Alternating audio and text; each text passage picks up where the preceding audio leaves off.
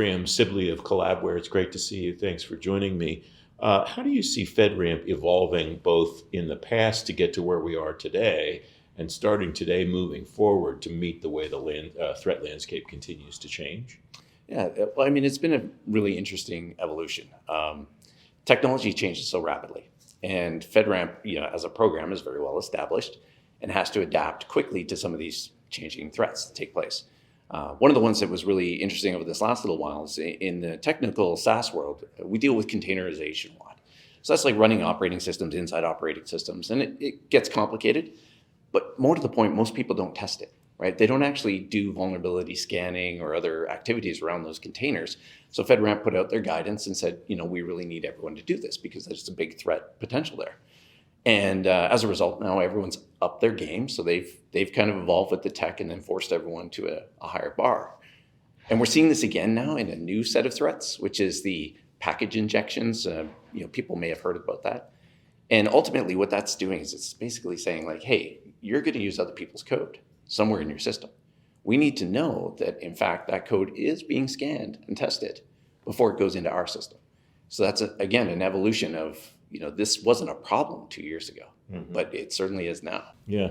How are you seeing the program adapt to those kinds of threats? And there'll be new ones at some point in the future. What is in place in the program, do you think, that allows that adaptation to continue to occur? I think their engagement with the vendor community actually goes a long way because, we often see things ahead of them in terms of like what we're doing with our technology and where we're going. They can't always predict that, but what they can do is then engage with us and say, all right, you're doing these things, and well, let's look at it from a security perspective and say, well, here's some baseline we want you to do here and here and here. Then we evolve, and then we get feedback from them regularly, and then they evolve, and we just kind of keep doing this dance back and forth, and it improves the program. Is that system working well, or are there things that either the vendor side or the government side could do to improve, to enhance that kind of collaboration? I would say it's working good. I might not say well yet. There is definitely a lot of opportunity for vendors and FedRAMP to have more conversations, more in-depth conversations. It's often you get stuck in the rigors of the process itself, and sometimes there's not a lot of collaborative nature to it. At times it's just like, do this, and show us this. And it's like, okay, yes, but there's things we're doing here that we probably should talk about. And we do, but it's not really accounted for in the process itself.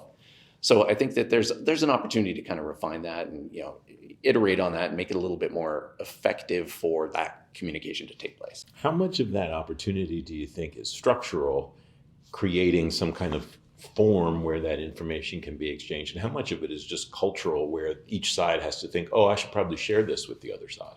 I think culturally it's actually probably more aligned than we might think. I find that in dealing with the FedRAMP team, they're really on top of the game. They know what they're doing. They're on all the latest information when it comes to the tech. I think it is a structural thing where if the process itself doesn't really account for this communication taking place, then it's easy to just simply not have it. And I think that the casual conversations that take place start to show that, in fact, structurally, there should be something there. Graham, it's great to talk to you. Thanks very much for your time. No problem. Thanks for having me.